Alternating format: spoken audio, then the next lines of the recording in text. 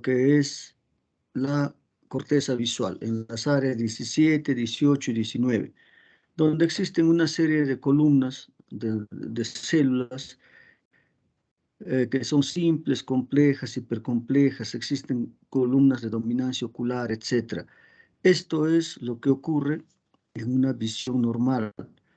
Entonces, cuando se presenta una situación de ambliopía, pues hay dominancia de un ojo y esto tiene una expresión en lo que va a ser, pues, ah, sobre todo, la aparición de células más complejas o no en cuanto a conexión para procesar la información visual. En esta imagen lo que se ve es el hecho de que cuando frente a un estímulo visual se toma una resonancia magnética funcional, vean cómo en el ojo que no tiene ambliopía, la respuesta es bastante amplia en las diferentes zonas de la corteza occipital y cómo ante el mismo estímulo en el ojo ambliope no existe esta respuesta, existe muy poca respuesta relacionada con la actividad de células que están involucradas en este sector occipital, ¿no? Ante otro estímulo en la imagen inferior, en el ojo ambliope hay muy buena respuesta y en el ojo ambliope no existe esta respuesta. De igual, el ojo fijador y el ojo ambliope, sujetos a otro tipo de estímulos, como estos estímulos van a impresionar diferentes estructuras de la corteza occipital, de tal forma que hay una interrelación entre las diferentes partes de la corteza, cosa que no ocurre en el ojo ambliope. Entonces, pues en el ojo ambliope, si tuviéramos que decir dónde está la lesión va a estar a nivel cerebral, donde no va a existir un procesamiento de toda esa información visual que llega, como ocurre en un ojo normal.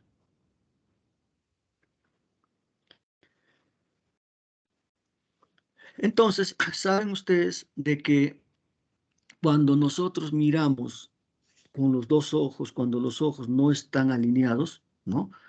Entonces, cuando hay esto, cuando los ojos están perfectamente alineados, nosotros vemos con cada ojo y esta percepción simultánea va a tener una fusión a nivel macular, de tal forma, una fusión macular a nivel cerebral, de tal forma que las dos imágenes lo vemos como uno. Y este campo visual binocular fusionado va a dar lugar a lo que es una visión estereoscópica, una visión en 3D. Muy bien, entonces, en la ambliopía, cuando hablamos de ambliopía, hablamos de un proceso que va a conducir a una disminución de la agudeza visual, ya sea uni o bilateral, que va a aparecer en un periodo llamado crítico que se da hasta los 6 años y que para la reversión de esta ambliopía también va a ocurrir en este periodo crítico hasta los 6 años. Entonces, la ambliopía es producida por diferentes factores y se le clasifica la ambliopía de acuerdo a qué factor está produciéndolo. De tal forma que tendremos pues una ambliopía estrábica, una ambliopía anisometrópica, ametrópica, ambliopía por deprivación y ambliopía por nistagmus. Cada una de ellas, ¿no?, va a dar origen a la ambliopía en mayor o menor intensidad. En lo que es la ambliopía estrábica, viene a ser una de las causas más frecuentes de estrabismo, de ambliopía. Deben de tener en cuenta que en un paciente con estrabismo, el ojo que permanentemente está desviado, ese ojo tiende a ser un ojo ambliope. Ese ojo no va a ganar visión. ¿Por qué?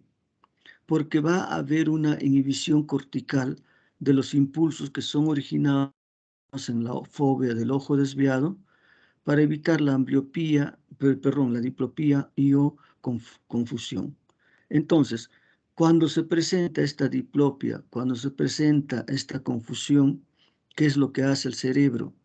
Va a formar un escotoma de supresión, de tal forma que va a haber pues una inhibición cortical de los impulsos originados de esta zona que está enviando información hacia el cerebro.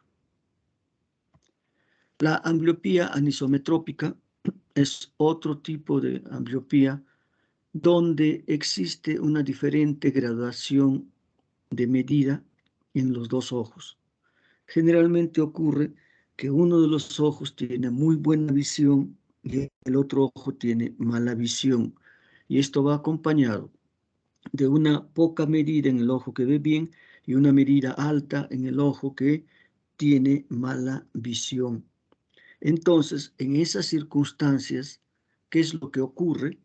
Una interacción binocular, pero totalmente anormal, porque va a haber una diferencia en cuanto a lo que es claridad, tamaño y contraste de las imágenes de ambos ojos, ¿ya? De tal forma que en estas circunstancias el ojo que tiene mala visión, pues va a tener poca ganancia de visión. ¿Desde qué monto de diferencia en cuanto a medida comienza a aparecer una ambliopía? Desde una diferencia de más de 2 dioptrías cuando se trata de lo que es astigmatismos, ¿no? Se dice que con hipermetropías mayores de 1.5 de diferencia entre uno y otro ojo, ya existe lo que es ambliopía.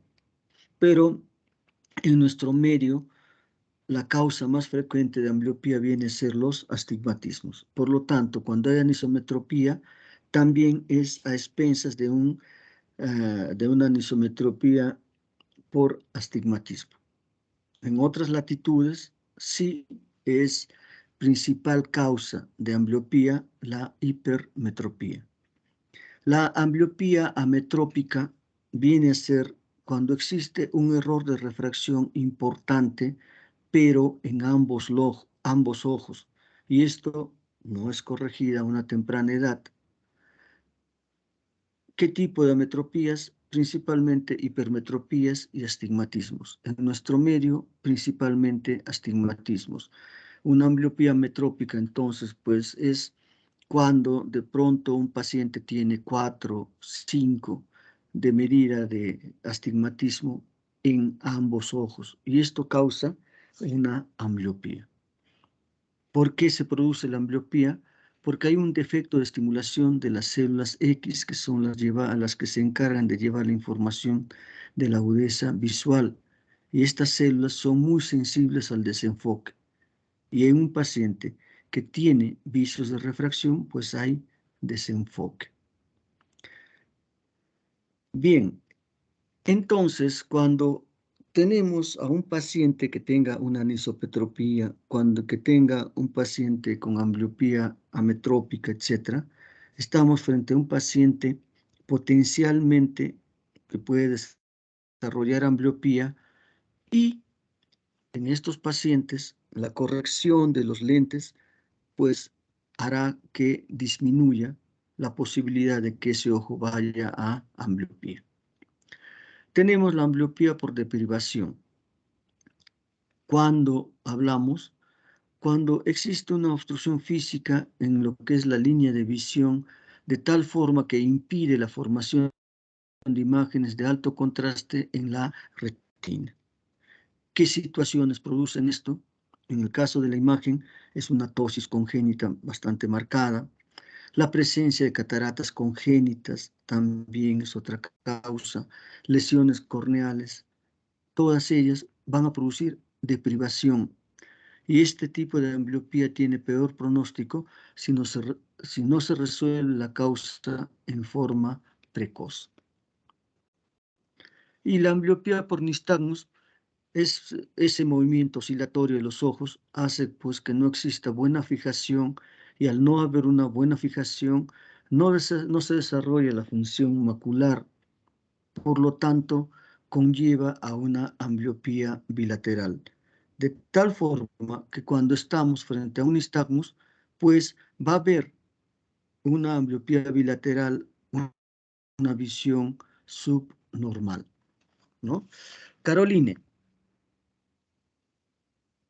a ver, pónganse en video, chicos, ahorita, chicas. Caroline,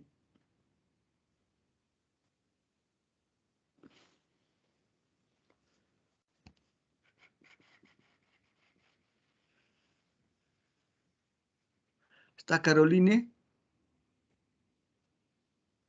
Sí, doctor, pero Jimena, parece que su audio no. ah, ya. Doctor. A ver, Jimena, ponte en video.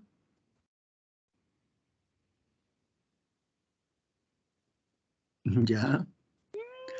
A ver, dime, de los tipos de ambliopía que hemos descrito, ¿cuál crees que sea la ambliopía que pueda producir mayor problemas por una detección no temprana?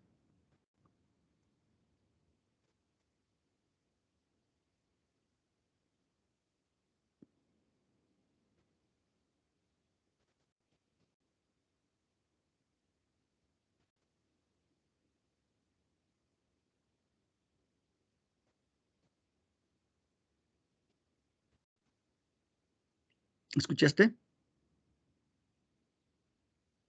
Sí, doctor, solo que no estoy segura. No, pero dime tú, conversamos, no hay problema. ¿Cuál crees y por qué?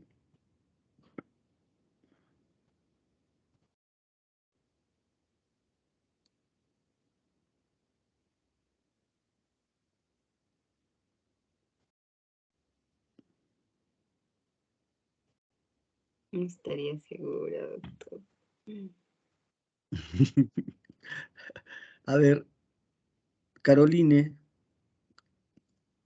¿cuál sería para ti?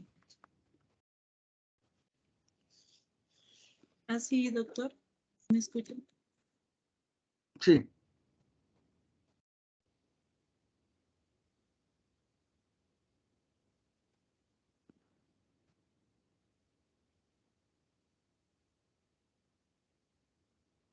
sí, Carolina.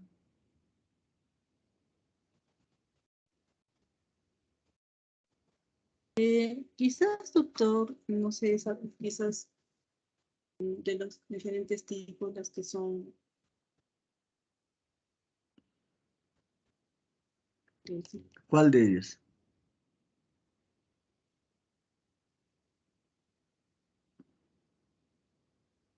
No, quizás, doctor, no sé, quizás las que tengan medida alta, como las ametrópicas, no sabría. Mm, ya. A ver, veamos. Si nosotros vemos a un niño que tiene un estrabismo, ¿qué haríamos? Probablemente llevemos a consulta, ¿verdad? Si estamos frente a un niño que de pronto tenga una tosis bastante marcada, que tenga una leucocoria, una opacidad en el iris, una opacidad blanquecina, nos llama la atención, puede tratarse de una catarata. Entonces ese niño también acudiría a consulta. Si de pronto hay un nistagmus, tendríamos que ver, pues no preocuparía la presencia del nistagmus, buscarían atención también. Un niño con una medida alta en ambos ojos, de 4 o 5 astigmatismo, probablemente tenga algunos indicios de deficiencia en la visión que van a ser percibidos por los padres, por los profesores en el colegio, etc. Entonces también se buscaría ayuda. Pero un paciente con anisometropía, donde hay una buena visión en un ojo, en el otro ojo no, en esas circunstancias, generalmente estos pacientes pasan desapercibidos. Y más adelante que terminó el periodo crítico de la visión, ante un examen circunstancial se puede evidenciar la diferencia, la deficiencia. Y en esas circunstancias no es mucho lo que podemos hacer porque ya está instalada la ambliopía y la ambliopía, pasada los 6 años, se dice que revierte, pero es mucho más difícil. Por lo tanto, la ambliopía anisometrópica es una patología que produce bastante ambliopía porque es difícil de detectarlo. ¿Qué debe de hacerse? Pues tener la cultura de que todos los niños tengan una evaluación oftalmológica por lo menos a los 4 años y medio. ¿Ya? Muy bien. Entonces, sigamos con lo que es ambliopía. Ahora, clasificación de la ambliopía puede ser, pues, según el grado de la agudeza visual, vamos a tener qué tan profunda es la ambliopía, ¿no? Según la diferencia de agudeza visual entre ambos ojos, ¿no? Profunda, media, ligera, dependiendo de cuál sea el nivel de ambliopía. Ahora bien, ¿por qué es importante de que se haga el diagnóstico de ambliopía? Porque uno, que es principal causa de disminución de la agudeza visual, otra de que dependiendo de la profundidad de la agudeza visual, también la ambliopía puede conducir a lo que es una alteración en la visión de profundidad. ¿Ya? Entonces, para el diagnóstico, ¿qué cosas se debe de hacer? Ver pues si hay algún antecedente familiar, porque estas cosas se heredan. ¿Cuándo comenzó la probable ambliopía? ¿Existe diplopía? ¿Qué tratamientos ha tenido? Etcétera, ¿no? Entonces, al final, lo que va a determinar en el diagnóstico de ambliopía va a ser el hecho de una disminución de la agudeza visual. Esta disminución de la agudeza visual es muy importante que se pueda hacerlo en el periodo de esta plasticidad cerebral donde está desarrollándose la función visual, que es hasta los 6 años. ¿Ya? Entonces, se recomienda que esto debe hacerse a los 4 años y medio. Dependiendo del tipo de la ambliopía, de la profundidad de la misma y de la edad del paciente, también se comenzará a dar el tratamiento necesario. Y el objetivo del tratamiento va a ser conseguir la mejor visión posible y mantenerla durante todo el periodo de desarrollo, o sea, estos 6 primeros años. Porque una vez que se logre una buena visión pasado este tiempo, nos aseguramos de que esa visión también sea más constante. Pero para esto requerimos la colaboración por parte de la familia, porque son ellos los que van a tener la responsabilidad de que el niño cumpla con el tratamiento. Entonces, en lo que es la ambliopía, lo que se pretende es conseguir imágenes claras que estimulen correctamente el sistema visual y así evitar las sinapsis inhibitorias que se presentan en la ambliopía. Para ello, tenemos que comenzar pues con lo que es una corrección óptica en los pacientes que requieran lentes. Y después el tratamiento va a ser el de la oclusión o penalización.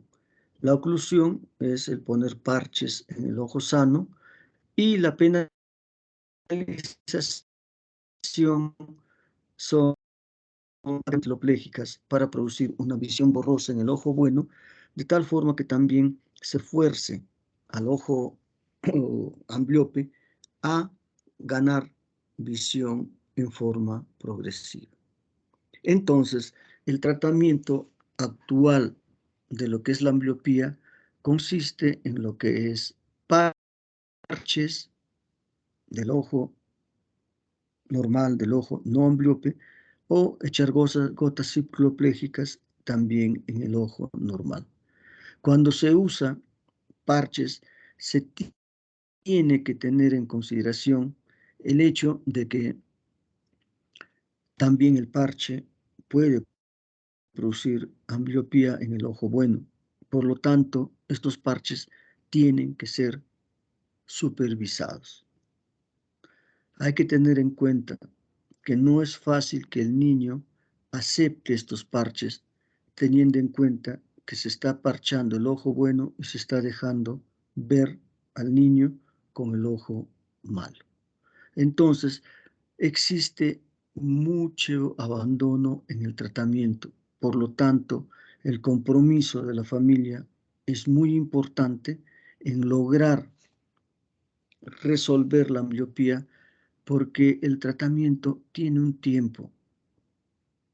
Pasados los 6 años, es mucho más difícil el tratar de revertir la ambliopía. Se describen mejoras de la agudeza visual con tratamiento después de los 6 años, incluso en la vida adulta, pero los resultados no son como los que se logran antes de los 6 años. Por lo tanto, la ambliopía también es una patología que no debiera de tener esa incidencia de 2.5 a 5% en la población. ¿Por qué? Porque es una patología, un proceso totalmente prevenible.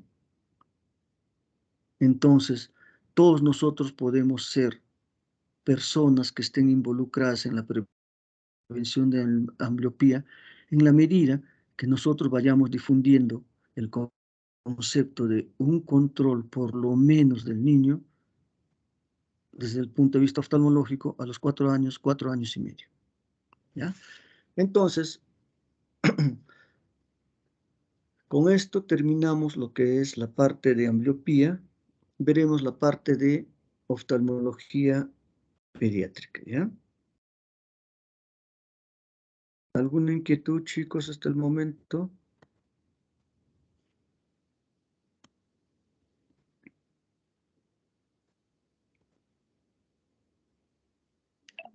Doctor, una pregunta. ¿Y el tratamiento quirúrgico no se puede hacer en los niños o siempre tienen que ser parches y cicloplégicos? Quirúrgico, ¿desde qué punto de vista te refieres? Sí, doctor, o sea, como que no, o sea, hablaba de la posibilidad de que si de repente podrían mejorar la agudeza visual de uno de los ojos, bueno, el ojo ambliope, ¿no? Ujú. Bueno, hay que tratar la causa de ambliopía.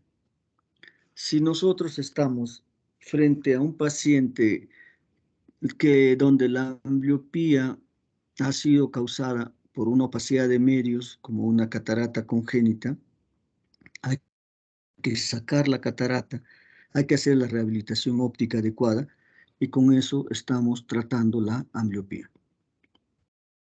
Si hay una tosis congénita, pues hay que operar esa tosis. De lo contrario, los estímulos de luz no van a llegar a la retina en forma adecuada.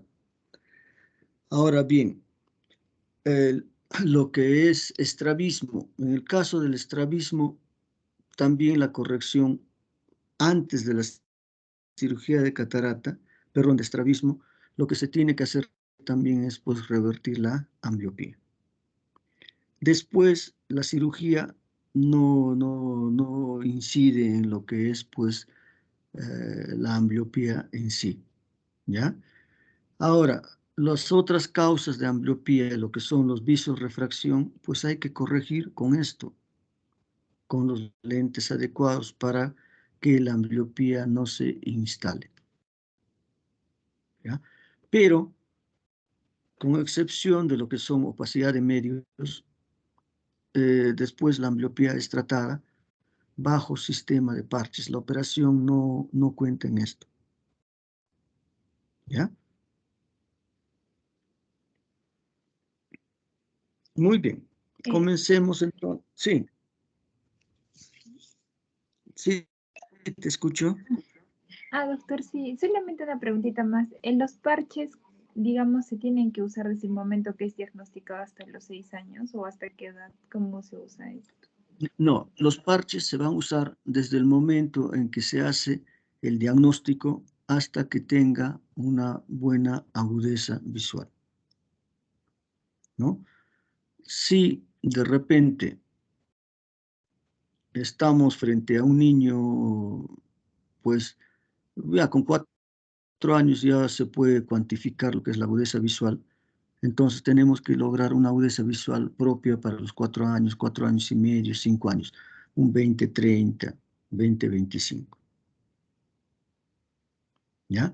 Hasta lograr esa visión se va colocando los parches.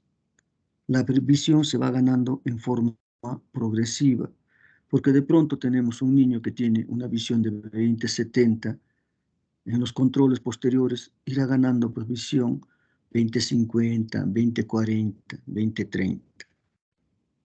Se deja de parchar cuando nosotros estamos seguros que tiene una visión normal para su edad. Si estamos con 6 años, debe de tener una visión de 20-20.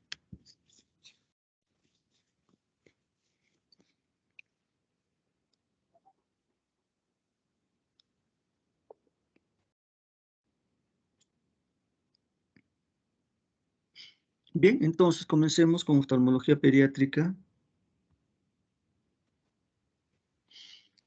Bien, para comentar de que la visión es por excelencia pues el sentido de relación social, del aprendizaje y de la comunicación. La falta, la ausencia de visión nos va a poner en una situación de seria minusvalía, ¿ya? Entonces, como dijimos en la primera clase, es a través de la visión que uno interrelaciona con el mundo externo. Es la principal fuente de aprendizaje, ¿ya?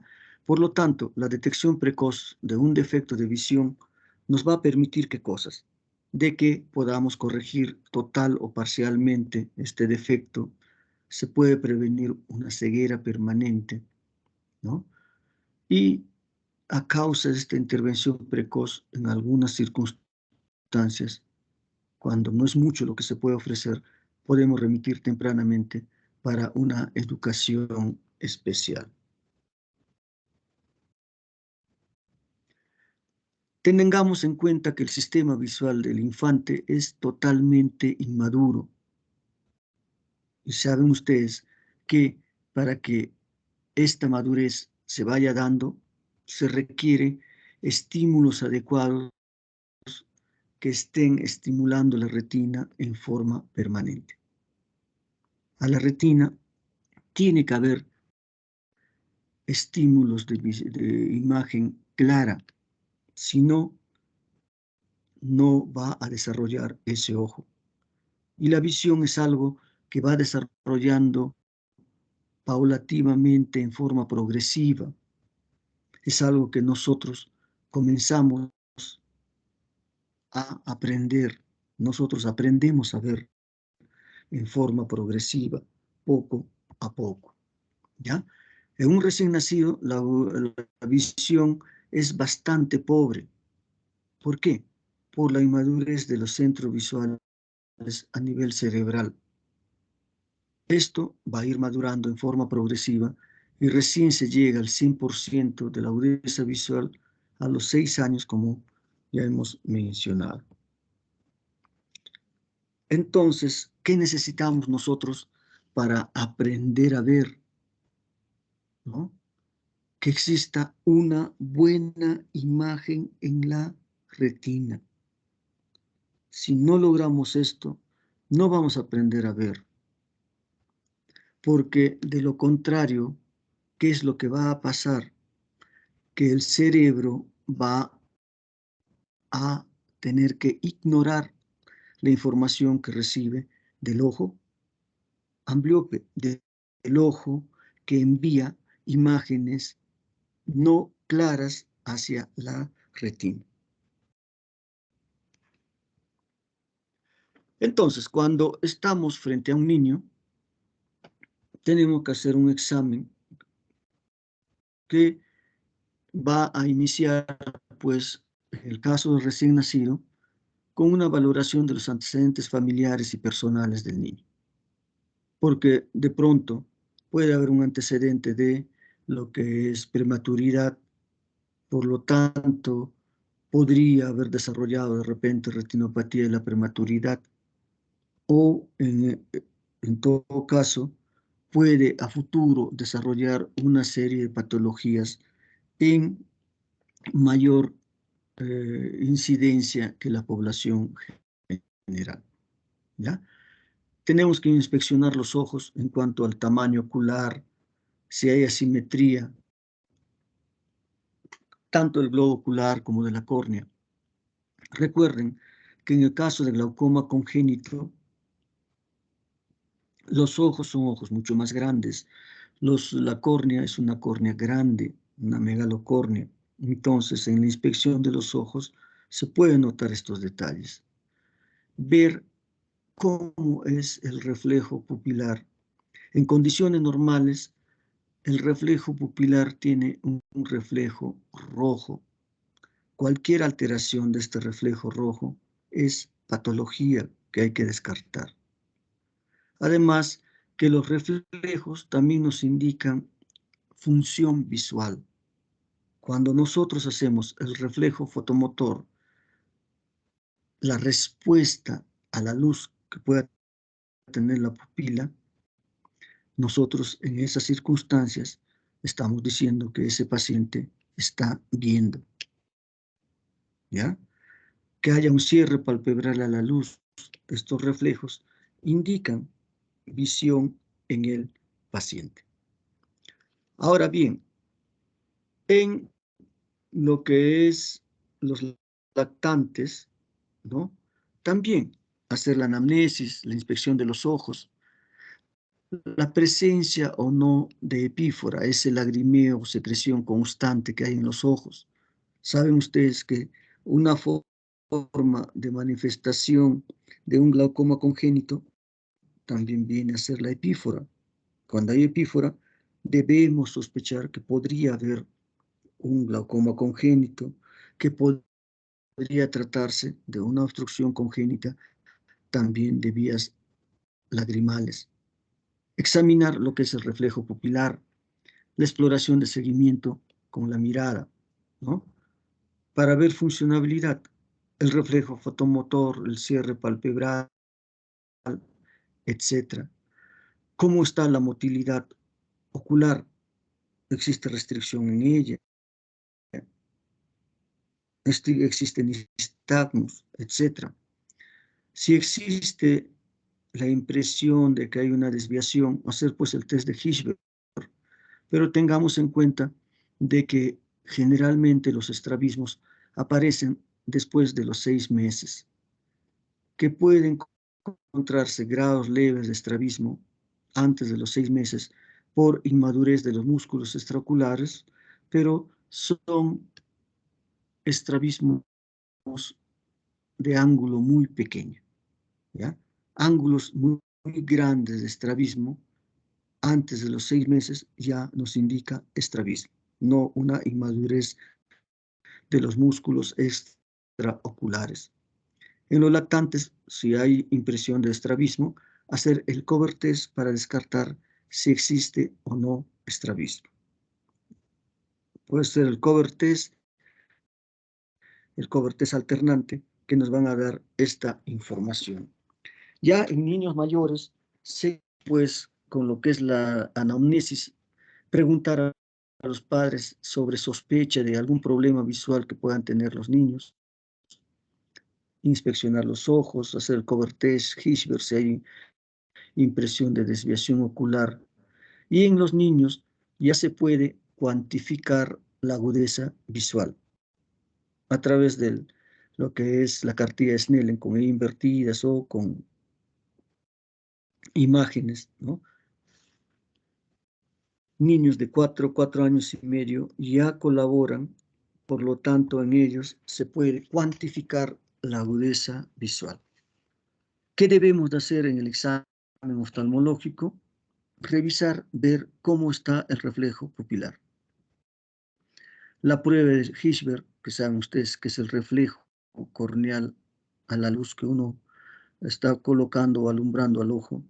El cover test para descartar también estrabismo, que puede ser alternante, y el examen con los optotipos para cuantificar la agudeza visual. De manera amplia, en una población pediátrica, ¿cuándo llevar al niño al oftalmólogo? Cuando cierra los párpados para mirar. ¿Qué implica esto? El cerrar los párpados para mirar. Es el tratar de mejorar la visión a través de una especie de agujero estenopeico que uno crea al entrecerrar los ojos. ¿Ya? Mejora la visión, pero esto genera pues esfuerzo que se traduce por cansancio, signos de astenopía. Cuando exista desviación de los ojos, toda desviación de los ojos se debe de descartar estrabismo. Cuando hay desviación de los ojos, cuando hay estrabismo, uno no puede pensar de que este estrabismo va a ser transitorio. Los estrabismos, cuando existen, se solucionan con operación. Si se frota continuamente los ojos, puede ser traducción de alguna infección que está causando pues, ardor, escozor, de procesos alérgicos que también causan este tipo de reacción. Cuando hay dolores de cabeza después de forzar la vista, tengan en cuenta de que cuando existe cefalea secundario a problemas refractivos, esta cefalea siempre va a ser después de un proceso de esfuerzo visual que está realizando la persona. Por decir, cuando está en clases, está viendo televisión, cosas así.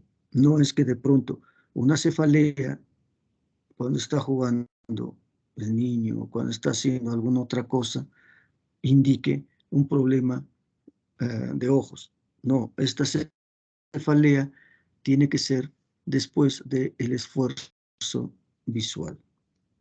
Cuando hay guiños frecuentes, ¿qué podría estar pasando? De repente un paciente portador de exotropia.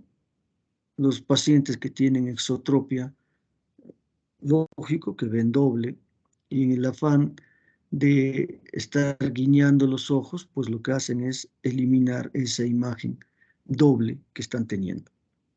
La presencia de leucocoria. La leucocoria es una mancha blanca que aparece en el área pupilar. Habíamos dicho que el reflejo rojo es lo normal que se ve cuando se ilumina el ojo. Entonces, un reflejo o una leucocoria, una mancha blanca en la pupila, siempre es traducción de patología. Una ptosis unilateral, bilateral, también es una necesidad para que lleve al oftalmólogo, al igual que la presencia de nistagmus, ¿no? Por ejemplo, que están viendo ahí una opacidad corneal. ¿Qué podría estar pasando? Probablemente un glaucoma congénito. ¿Qué estás viendo ahí, Ana Lucía?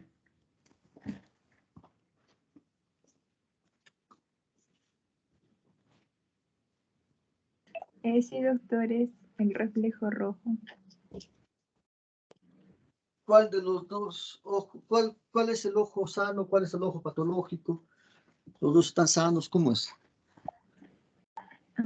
El ojo sano, el ojo derecho y el ojo rojo, o sea, el que tiene reflejo rojo, pues eso está en el izquierdo y eso sería el ojo sano porque sabemos de que eso es normal. Pero como en el derecho no está. ¿Qué Sí, pasa en el derecho? que como no tiene ese reflejo rojo, entonces ahí podríamos decir que no es normal eso. Claro, en el ojo derecho no hay el reflejo rojo, entonces algo está pasando. Habría que buscar una causa que no esté produciendo ese reflejo rojo. Por ejemplo, ahí, ¿qué estás viendo, Ana Paula? Digo, Ana.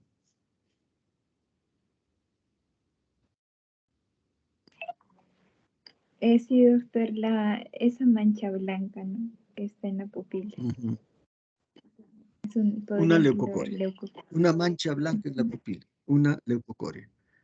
¿Qué puede ser? Habría que buscar la causa. Retinoblastoma, catarata congénita, etc. Pero esto es algo que llama la atención y tiene que buscarse la causa. Como también ahí en la imagen se ve una leucocoria. Hay que buscar el origen de esa leucocoria. En este caso, la leucocoria secundaria a catarata congénita, una catarata congénita donde es mucho más densa en la parte central, justo donde ingresa la luz por la parte central. Entonces, esta es una catarata congénita que tendrá que operarse. El cover test, ya saben ustedes, nos sirve para determinar lo que es desviación ocular. Es una prueba muy disociante, es una prueba que nos va a evidenciar si existe o no desviación. Entonces, en este pacientito donde estamos observando, Jonathan, en el ojo ocluido, ¿cómo está el ojo?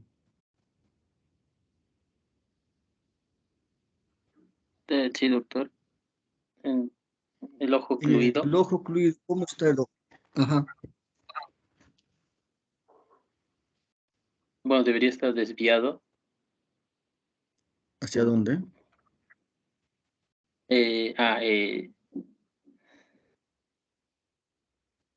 Hacia el lado temporal.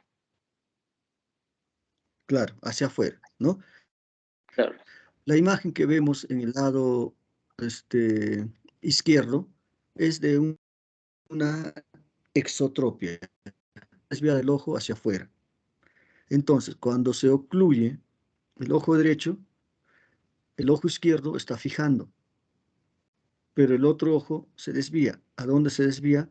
Hacia la parte externa, como está ocurriendo en el lado izquierdo.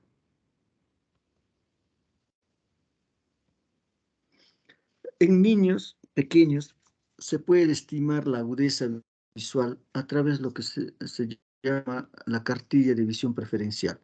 Hacemos ver a los niños figuras así con bandas de diferente ancho, ¿no? Y la imagen que llama la atención del niño se dice que es la agudeza visual que tiene, ¿ya? Esta es la cartilla de visión preferencial que nos puede indicar cuánto ve el niño. Y con la cartilla de Snellen ya nosotros podemos cuantificar la agudeza visual a partir de los 4 años y medio, ¿ya? Entonces, veamos algunas patologías que se presentan pues en los niños, ¿ya? Dentro de los cuales podemos tener lo que es la celulitis preseptal, ¿no? Que es una infección de tejido subcutáneo por delante del septum orbitario, ¿ya? ¿Por qué se produce?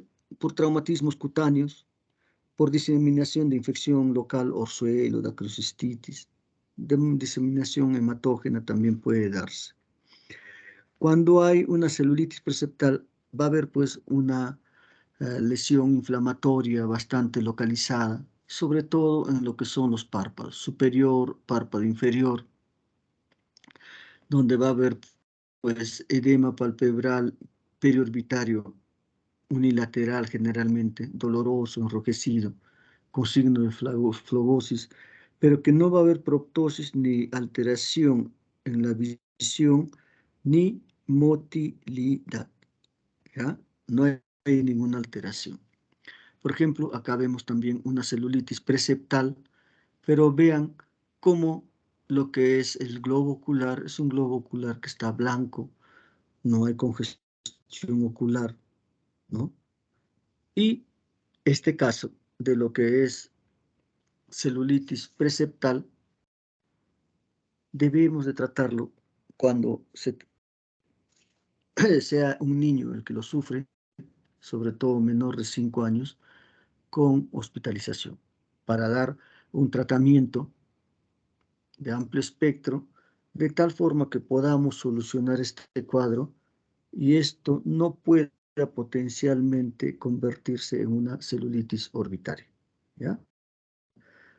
Tengan en cuenta esa recomendación, sobre todo los que puedan hacer pediatría, de que cuando haya una celulitis preseptal en niños, que lo hospitalicen 2, 3 días hasta que remite esa celulitis preseptal y lo den de alta. Tenemos lo que es la celulitis orbitaria. Celulitis orbitaria que se va a presentar detrás de la órbita, ¿no? Y cuya etiología principalmente se relaciona con lo que es los senos paranasales, principalmente la sinusitis etmoidal. La sinusitis etmoidal representa la principal causa de origen de una celulitis orbitaria. Por lo tanto, cuando ustedes vean que un paciente tiene celulitis etmoidal, tienen que ser bastante enérgicos en el tratamiento porque esto puede ir a lo que es una celulitis orbitaria. Ahora, una celulitis orbitaria va a tener signos clínicos de presentación sistémicos, ¿no? Que puede haber malestar grave, fiebre, puede haber también afectación de la visión, etcétera. Pero ¿qué es lo que vamos a encontrar en un paciente portador de una celulitis orbitaria? Podemos encontrar edema palpebral y periorbitario unilateral, ¿no? Va a haber grados de proptosis. ¿Por qué? Porque la reacción inflamatoria está presente, sobre todo, pues, detrás del globo ocular. Y esta reacción inflamatoria ocupa un espacio, y ese espacio que ocupa va a hacer que el ojo tenga una proptosis. Pero de la misma forma que ocupa un espacio, va a producir una infiltración de lo que son tejidos retroorbitarios a los mismos músculos estructurares, etcétera, de tal forma que va a producir limitación en movimientos, que puede llegar hasta una oftalmoplegia que es dolorosa. ¿Qué implica esto? Que los movimientos oculares de los ojos, cuando se realizan, es doloroso. ¿Ya? Puede también haber una disfunción del nervio óptico por la misma proptosis que pueda haber. Vean, en el caso de este niño, tenemos una proptosis del ojo izquierdo, una marcada congestión ocular. En estas circunstancias, probablemente el niño tenga dificultad para movimiento de los ojos y cuando esto lo realiza probablemente sea doloroso. Y vean la pupila, como es una pupila midriática, que nos está también indicando que puede tener un daño del nervio óptico. ¿Qué complicaciones puede haber? Una queratopatía por exposición. ¿Por qué? Porque el ojo está protruido, entonces los párpados no van a cubrir lo que es la córnea y va a producirse una queratopatía por exposición. Puede haber una neuropatía óptica, ¿no? Puede haber también la formación de abscesos a nivel cerebral, meningitis, trombosis del seno cavernoso, Entonces, pues cuando ya nosotros estamos frente a lo que es una celulitis orbitaria, tenemos que estar pendientes de lo que vendría a ser la evolución de esta enfermedad a través de diagnóstico de imágenes para ver si hay abscesos a nivel de lo que es la órbita, abscesos a nivel intracerebral, etc. ¿Ya? Entonces, una celulitis orbitaria es una patología que implica tratamientos muy agresivos, tratamientos multidisciplinarios, y la evolución puede en algún momento de repente no ser favorable, sobre todo cuando hay compromiso de trombosis del seno cavernoso. ¿Ya? Entonces el tratamiento tiene que ser ya multidisciplinario con drogas de amplio espectro. Bien, en los niños también son frecuentes lo que son las infecciones bacterianas. Las conjuntivitis bacterianas simples, que es una patología relativamente frecuente, y esta patología son, pues, en la gran mayoría de los casos, autolimitados. ¿Qué gérmenes lo producen? El estafilococo epidermidis, estafilococo aureus, streptococo pneumoniae, etc. Y cuando se presenta, va a haber pues un enrojecimiento, el paciente podrá referir sensación de arenilla, quemazón, secreción. Va a haber una secreción, sobre todo durante la noche, que va a hacer de que al despertar las pestañas estén pegadas, ¿no? La forma de presentación bilateral es la más frecuente, aunque hay una afectación primaria de un ojo al inicio, ¿ya? Entonces, en el examen, ¿qué vamos a evidenciar? Párpados con costras, de repente con algún grado de edema, secreción acuosa, mucopurulenta, inyección en los focos de saco, en el limbo, etc. ¿Ya? Entonces, este tipo de conjuntivitis bacterianas simples pueden resolver en forma espontánea, sin tratamiento, se autolimitan, no necesitan realizarse pruebas de laboratorio, ¿ya? Y se puede aplicar un antibiótico tópico de amplio espectro para tratar a estos pacientes. Acostúmbrense a usar en este sentido antibióticos puros para tratar las conjuntivitis. ¿Ya? Recuerden que estos procesos se autolimitan. Si un paciente que tiene conjuntivitis bacteriana no resuelve o no mejora en 3, 4 días, es preferible derivarlo a la especialidad. ¿Ya? La queratoconjuntivitis gonocócica es otra patología a tener en cuenta, pero que tiene una secreción, una forma de presentación que va con una secreción que llamamos abundante. Vean cómo la secreción en esta patología es una secreción abundante, es bastante la secreción que tiene. Entonces, esta secreción va acompañada también de signos donde los párpados van a estar mucho más edematosos, más sensibles, con una secreción profusa, purulenta, con una congestión conjuntival bastante marcada, acompañada de grados de quemosis, incluso pseudomembranas. En estos casos puede haber una linfadenopatía preauricular prominente. Recuerden que la linfadenopatía preauricular es más frecuente de conjuntivitis virales, ¿ya? Pero en estas circunstancias puede presentarse esta linfadenopatía preauricular prominente. En casos graves puede haber supuración, ¿no? Ahora bien, ¿cuál es el problema de una queratoconjuntivitis gonocócica? De que puede afectar la córnea. Entonces, puede producir ulceración, puede producir una ulceración marginal, una ulceración de lo que es la córnea en sí. Por lo tanto, el germen que está presente en este tipo de situaciones, donde hay secreción abundante, es un germen muy patógeno para la superficie ocular, especialmente para la córnea. ¿Por qué? Porque puede producir perforación, úlceras corneales, perforación. Eso es lo que hace grave a una conjuntivitis gonocócica. Cuando vean un paciente con secreción abundante, deriven a la especialidad para poder tener tratamiento. En estos casos puede haber un tratamiento incluso por vía sistémica. ¿Ya?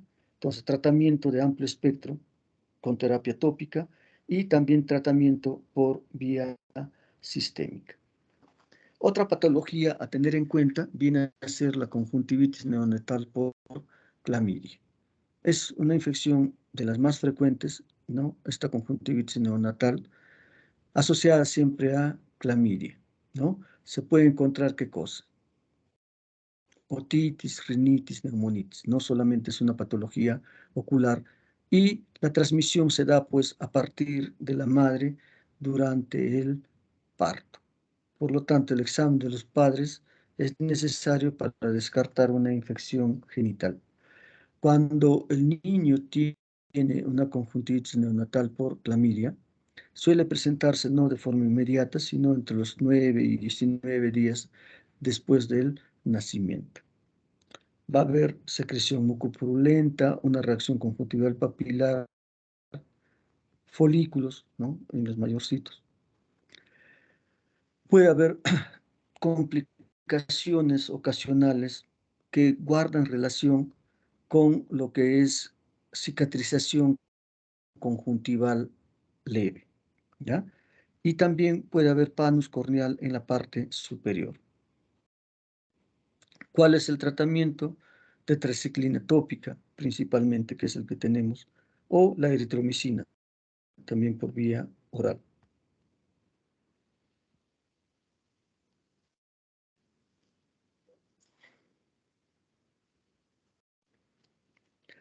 La profilaxis de la conjuntivitis neonatal también produce conjuntivitis en los neonatos. Antes se usaba el nitrato de plata, pero esto era demasiado irritante para la vista, por lo tanto ya se ha erradicado esta forma de tratamiento como prevención. Actualmente se está usando la tetraciclina o eritromicina para impedir de que pueda haber, pues, sobre todo infecciones por clamidia, ¿ya? Antes era mucho más frecuente esta conjuntivitis química, ¿no? Que presentaba a las pocas horas y duraba 1 o 2 días de la instilación de lo que es el nitrato de plata. Otra patología que debemos considerar en la población pediátrica viene a ser la obstrucción del conducto nasolagrimal, ¿no? Esta patología tiende a resolverse espontáneamente, más o menos entre el año y medio. Por lo tanto, durante este tiempo va a haber manifestaciones principalmente de lo que es lagrimeo en ese ojo. Acompañado al lagrimeo va a existir lo que es pues la sobreinfección, que es bastante frecuente. ¿Qué implica la sobreinfección? De que la lágrima que no sigue su curso hacia la fosa nasal está pues como emposada en el conducto lagrimal y es ahí donde es mucho más fácil la sobreinfección. Por lo tanto, en estas circunstancias se recomienda pues una compresión en lo que vendría a ser este conducto lagrimal para evitar sobreinfecciones que puedan presentarse con mucha frecuencia. Entonces, estos pacientes, ¿qué van a tener como molestias? Principalmente epífora, pestañas pegadas por la infección, ¿no? Reflujo de material purulento por el punto lagrimal, una aracrocistitis aguda, como se está mostrando en la imagen, ¿ya?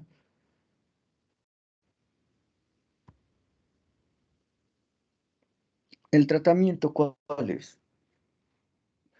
El tratamiento viene a ser un masaje en lo que es la parte del conducto lagrimal para evitar sobreinfecciones y para ver si con esta presión que nosotros estamos haciendo pueda romperse la obstrucción membranosa que existe en el conducto lagrimal. ¿Ya?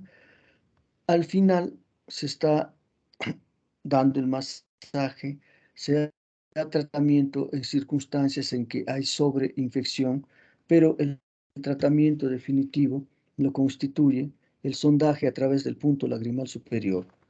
Como se ve en la imagen, se pone una guía, ¿no?, para romper lo que está obstruyendo ahí. Esto es curativo, pero debe esperarse hasta el año y medio porque más del 90% de los casos de obstrucción congénita de vía lagrimal desaparecen en forma espontánea antes del año y medio, ¿ya? Entonces, este tratamiento se puede emplear posterior a el año y medio, que consiste en canalizar la vía lagrimal, ¿no? Vamos a estar viendo.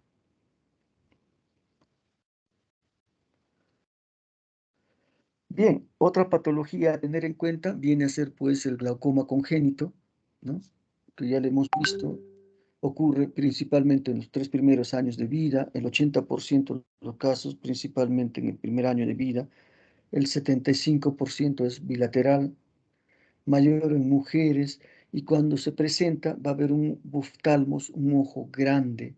¿Por qué? Porque la presión intraocular que está en el ojo va distendiendo estos tejidos inmaduros que tiene el paciente. También va a haber anormalidad en el diámetro corneal, lo que se llama pues una megalocornea. Y cuando nosotros sospechamos la presencia de lo que es un glaucoma congénito, tenemos que verificar si estamos frente a un glaucoma congénito o no. ¿Qué situaciones nos indican, nos alertan de que pueda tener glaucoma congénito la persona? La presencia de epífora, la presencia de fotofobia, edema corneal. La presencia de córnea larga, una megalocornea, también nos indica eso. Entonces, en estos pacientes debemos de hacer un examen de fondo de ojo. ¿Para qué? Para que bajo sedación se pueda determinar la presión intraocular, cuánto de presión intraocular tiene, ver qué cambios están ocurriendo en el nervio óptico, aumento de excavación, etc. Ver o hacer un examen de retinoscopía para ver cuál es la medida que tiene el paciente, porque ellos siempre presentan lo que se llama una miopía axial, el ojo es más grande, ¿no?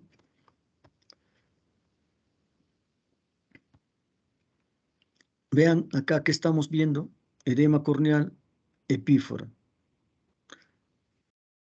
Debemos descartar la posibilidad de un glaucoma congénito. ¿Qué estamos viendo acá? Esto es las estrellas de Hub, ruptura a nivel de la córnea por efecto de la presión intraocular elevada y la distensión del ojo. La catarata congénita es otra patología a tener en cuenta en tanto ve uno a un niño, ¿no? Saben ustedes que los procesos infecciosos representan la tercera parte de estos glaucomas congénitos, ¿no? Y por lo tanto es muy importante pues de que durante el embarazo, sobre todo en los 3 primeros meses, se debe de evitar la toxoplasmosis, principalmente, ¿no? ¿Cómo se manifiesta una catarata congénita? A través de la presencia de leucocoria, una mancha blanca en la pupila, la presencia de estrabismo, nistagmus, ¿no? Hay que investigar, pues, a través de lo que es la búsqueda del reflejo rojo, a través de lo que es el examen de fondo de ojo, para determinar que el niño tenga o no una catarata congénita. Se está haciendo un examen de fondo de un examen con dilatación, se está observando la catarata congénita. Recuerden ustedes que el tratamiento de la catarata congénita, ¿no? Es muy importante el enfocar este tratamiento que tiene que ser realizado de una forma temprana. ¿Cuándo se debe operar? A los 3 meses de edad. ¿Ya? Ya se determinará si se usa lente intraocular o no, pero el hecho es de que la cirugía tiene que ser una cirugía temprana que involucra lo que es la extracción de la catarata, el hacer una vitrectomía anterior, y una vez terminada la operación, lo más importante es la rehabilitación óptica que puede hacerse al niño hasta los 6 años de edad. ¿Qué implica esta rehabilitación óptica? El que se esté colocando lentes en forma más o menos continua, que aseguren que la imagen que está llegando a la retina es una imagen nítida. Por lo tanto, el tratamiento de una catarata congénita implica la extracción de la catarata junto con una vitrectomía anterior y la rehabilitación óptica hasta los 6 años. Existen algunas patologías, ¿no?, a tener en cuenta. La artritis reumatoidea juvenil. Pero dentro de lo que es la artritis reumatoidea juvenil, la artritis pauciarticular. Cuando ustedes tengan a un paciente, a un niño con una artritis pauciarticular, tengan en cuenta que estos niños pueden desarrollar lo que es una iridociclitis crónica. Y esta iridociclitis crónica usualmente cursa de forma asintomática.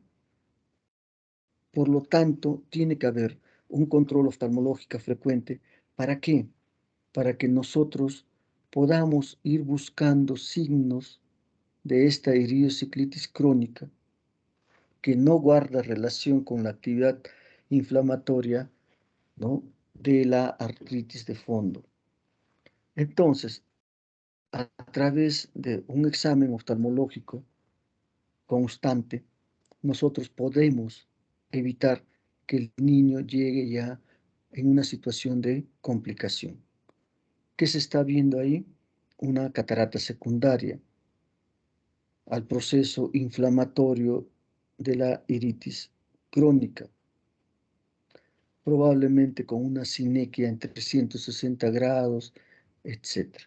Entonces, lo importante es, pues, que no lleguemos a tratar complicaciones, sino que a través del control periódico hagamos que el desarrollo del niño desde el punto de vista ocular sea el adecuado.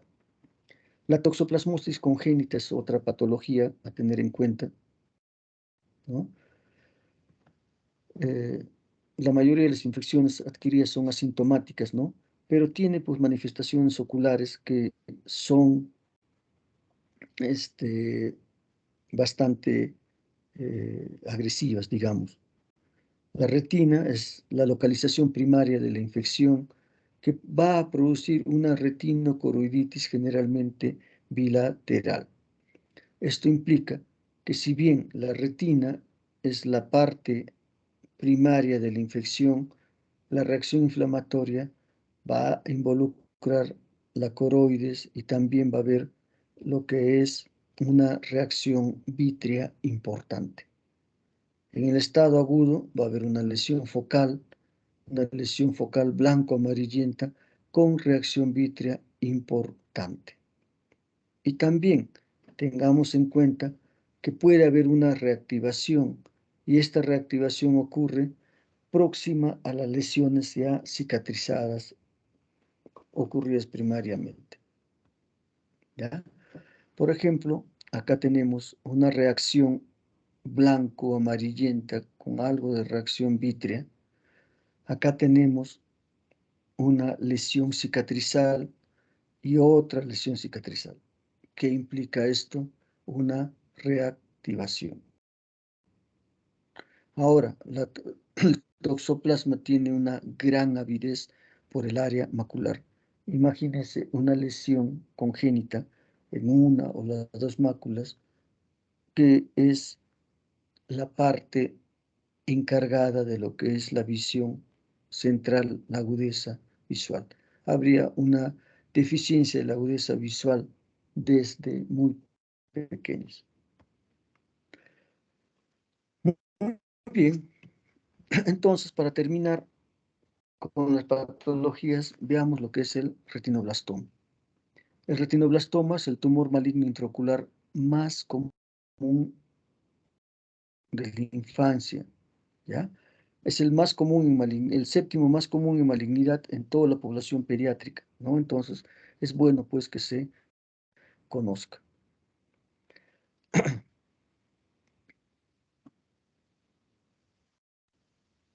El 5 a 10%, ¿no? Se presenta como herencia autosómica dominante y ambos genes deben estar dañados para que la enfermedad se haga evidente, ¿ya?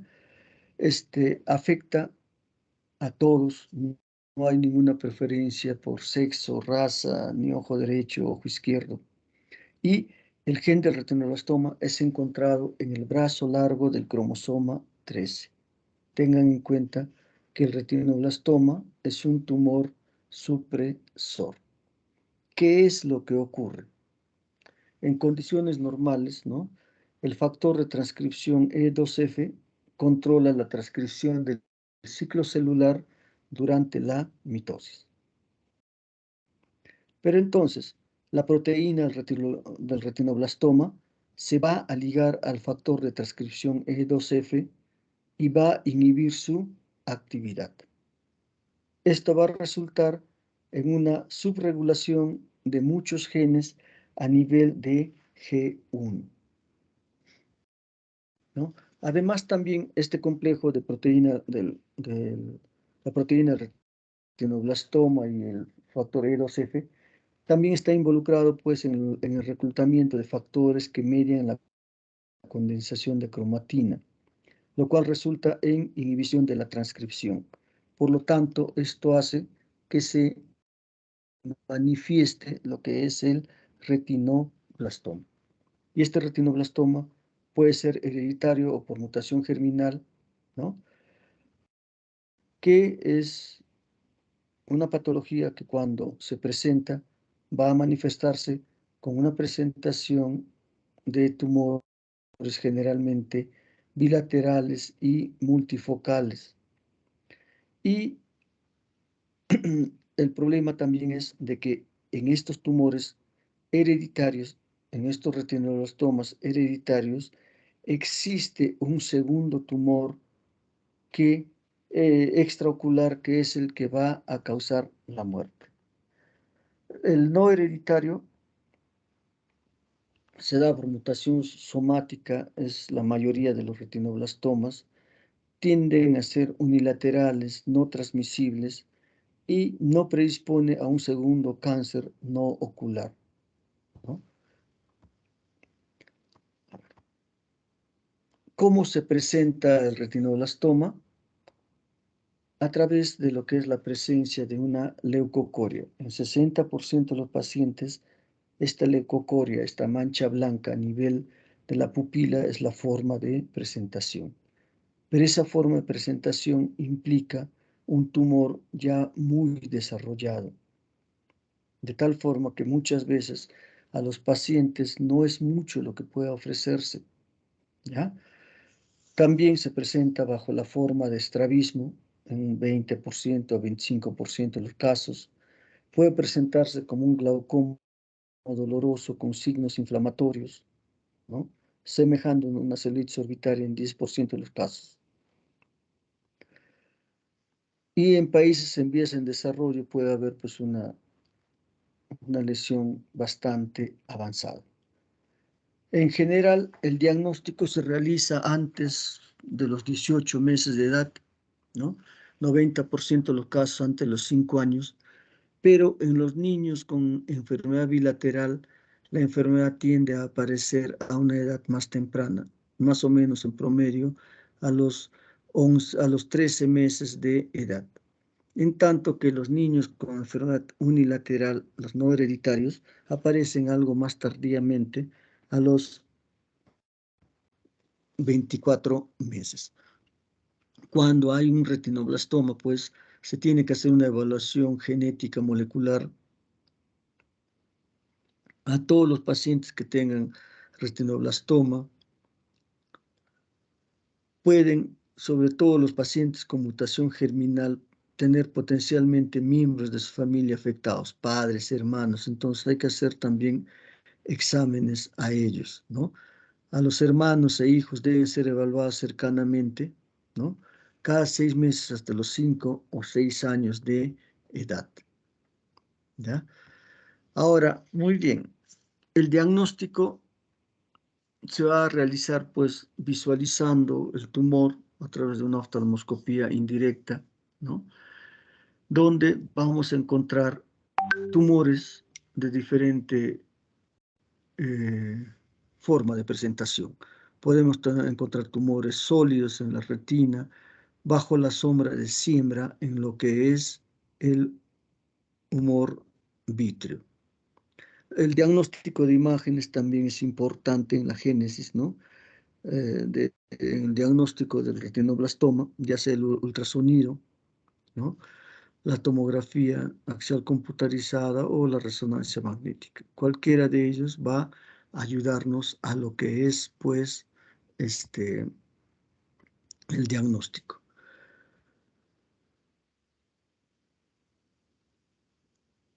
El diagnóstico generalmente se hace pues sin que exista una confirmación patológica. ¿Por qué? Porque es bastante evidente esta forma de presentación, ¿ya? Ahora bien, ¿cómo puede crecer un retinoblastoma? ¿No?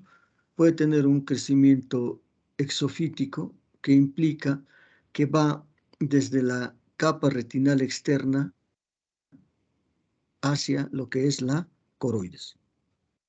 Endofítico cuando va hacia lo que es el vítreo, por lo tanto se puede presentar una sombra vítrea. Puede haber un crecimiento difuso en placa y en anatomía patológica estas rosetas nos van a dar lo que es el diagnóstico de retinoblastoma. Cuando el retinoblastoma, ¿no?, involucra, daña a lo que es o compromete al nervio óptico, esto es un signo de mal peligro porque ya también implica el que vaya a lo que es el sistema nervioso central, ¿ya? Ahora, sin tratamiento, el retinoblastoma es casi siempre fatal. Puede ocurrir metástasis por muchas rutas, ¿no? Pero la vía del nervio óptico es de las que tiene mayor, digamos, gravedad en cuanto a extensión hacia el sistema nervioso central. Con tratamiento, el retinoblastoma es altamente curable, pero para esto, ¿qué se necesita? Que haya un diagnóstico temprano, de tal forma que esto pueda condicionar de que el tumor al que estamos enfrentando sea un tumor pequeño, para lo cual se tienen diferentes tipos de tratamiento. Cuando hay un retinoblastoma bilateral, puede haber también un retinoblastoma en la masa supracelular o pineal, de tal forma que tengamos un retinoblastoma trilateral, ¿no? Entonces, el tratamiento ideal es la cura, una cura que vaya acompañado de preservación de la visión y minimizando efectos secundarios con el tratamiento. De tal forma, pues, que para lo que es el tratamiento de retinoblastoma, lo ideal es de que existan tumores pequeños, de tal forma que se pueda usar termoterapia, se puede usar crioterapia, ¿no? Puede haber quimioterapia también, ¿no? Los tumores grandes habría que hacer una quimiorreducción previa, ¿no? Pero si se pretende que el tratamiento involucre lo que es una preservación de la visión, la preservación de la visión se tiene que hacer con un tratamiento de un tumor pequeño. De lo contrario, lo que se va a hacer es tratar de salvar la vida del paciente. Ahora, muy bien, habíamos dicho que en el retinoblastoma de tipo hereditario, la muerte generalmente se debe a un segundo tumor que es no ocular. ¿Qué tumor no ocular? Un osteosarcoma, sarcoma de tejidos blandos, melanomas cutáneos, etc., siendo más frecuente el osteosarcoma. ¿Ya? En cambio, no hay un significativo aumento de riesgo de cáncer en retinoblastoma no hereditario. Esto se da solamente en el hereditario. El riesgo de pacientes con retinoblastoma hereditario de desarrollar un segundo tumor es de 1% por año. Si este tumor aparece generalmente al año, imagínese esa persona a los 35, 40, 50 años, tiene 35, 40, 50% de posibilidades de tener este segundo tumor, que es el que va a causar la muerte. ¿Ya? El consejo genético es importante. La posibilidad de tener un hijo afecto. Padres sanos con un hijo afecto, si es unilateral, 6%, si es bilateral, 40%. Padres sanos con 2 o más hijos afectados, 50% que pueda tener el hijo el otro hijo retinoblastoma. Con uno de los padres afectados, el 50%. Muy bien. Para terminar, quiero, recomendarles algunos temas que de repente sería bueno que lo tengan internalizados y puedan aplicarlos durante toda su vida, ¿no? De todas las cosas que hemos hablado, probablemente hay cosas que se van a olvidar porque la mente es así, pero hay circunstancias o hay cosas que espero que lo internalicen bien y no se olviden. En ese sentido, quiero pues que tengan presentes siempre estos signos que amenazan la visión. ¿Qué signos amenazan la visión? Lo que es la inyección circuncorneal, úlcera corneal dendrítica, anomalías en las pupilas acompañada de ojo rojo, presión intraocular muy elevada, edema corneal de inicio agudo, hipopión, ifema, secreción abundante, ¿no? Son signos que amenazan la visión. Por ejemplo, ahí estamos viendo una lesión herpética, una lesión arborescente, geográfica. Tenemos la presencia de ifema, secreción abundante, alteraciones en la pupila acompañados de ojo rojo acompañado de midriasis, que nos indica glaucoma agudo, ojo rojo acompañado de lo que es miosis, que nos indica uveitis, presencia de hipopión, que es una patología que se va a presentar en casos de endoftalmitis, ¿no? Síntomas que amenazan la visión, disminución brusca de la visión, dolor ocular intenso, fotofobia intenso, 3 signos que tienen que acordarse, 8 signos oculares que tienen que acordarse. Vean, como corolario del curso, quisiera pues que ustedes recuerden estos signos y síntomas de peligro, porque de pronto cuando vemos algún signo de peligro, esto implica que la patología de fondo es una patología que puede poner en riesgo la visión. Si estamos ante una secreción abundante, estamos ante un patógeno que puede producir perforación ocular. Si estamos ante la presencia de un hipopión, ese hipopión puede ser una úlcera corneal por hongos, puede ser una uveitis. Si hay una cirugía intraocular reciente, puede ser una endoftalmitis, y esto es una patología muy devastadora. Problemas de lo que es una inyección circuncorneal, una inyección ciliar, nos localiza la lesión a nivel corneal, a nivel intraocular, ya sea por un problema inflamatorio o infeccioso. Ojo rojo acompañado de midriasis, que implica glaucoma agudo, que puede llegar a la pérdida de la visión. Ojo rojo y miosis, un problema de uveitis, una reacción inflamatoria que puede traer muchas complicaciones a nivel ocular. Un edema agudo corneal que puede estar acompañando a lo que es un glaucoma agudo. Entonces, pues vean cómo los signos oculares asociados a dolor ocular intenso, disminución brusca de la visión, son situaciones, hallazgos que nos van a orientar hacia una patología grave para la salud visual. Por lo tanto, recuerden estos signos de peligro, estos síntomas de peligro durante toda su carrera, cualquiera que sea la especialidad que ustedes vayan a elegir. ¿Por qué? Porque pueden hacer prevención ocular.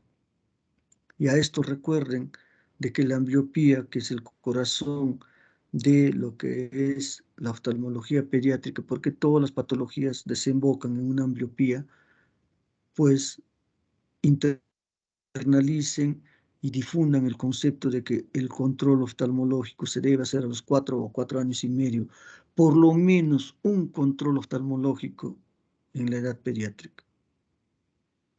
Recuerden que el glaucoma de ángulo abierto, el glaucoma crónico de ángulo abierto, es una enfermedad asintomática que cursa con muy buena visión. Por lo tanto, la agudeza visual no es un parámetro que nos pueda indicar buena visión o buena evolución de la enfermedad o buena respuesta al tratamiento de enfermedad. Que la catarata del adulto es una causa de ceguera importante, pero una ceguera reversible y que no debiéramos de permitir que existan ciegos por catarata en el Perú, porque se puede solucionar. Que la catarata congénita se opera, sí, pero también es muy importante la rehabilitación óptica, sin lo cual el paciente no va a tener una buena visión.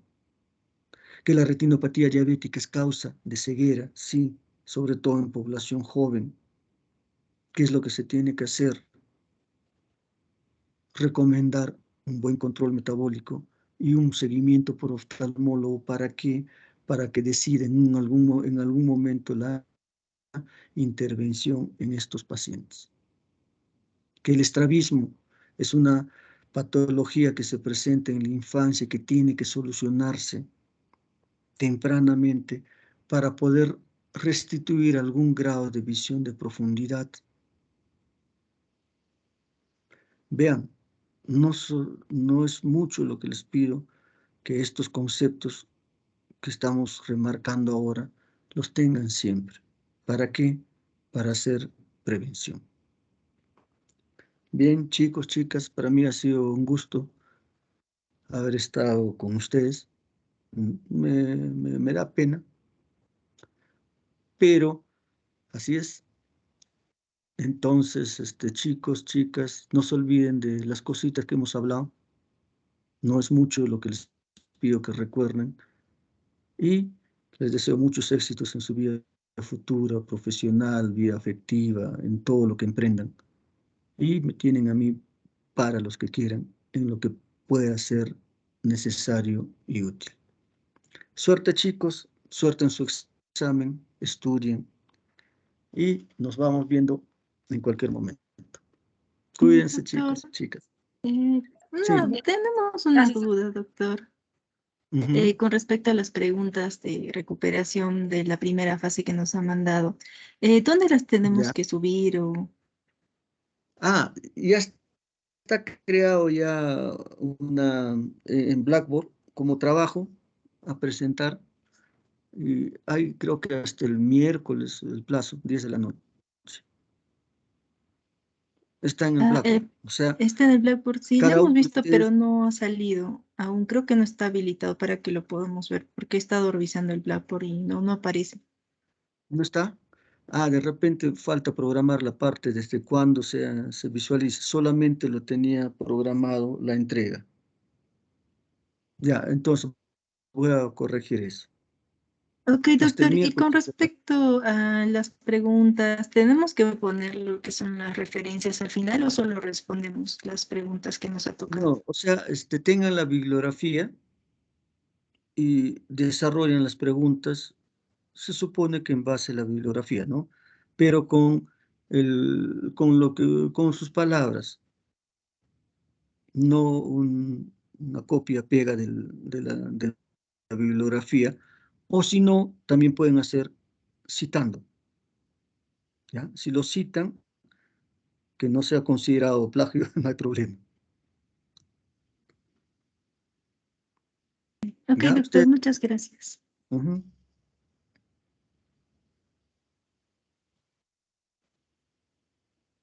Bien, ¿ninguna otra inquietud entonces?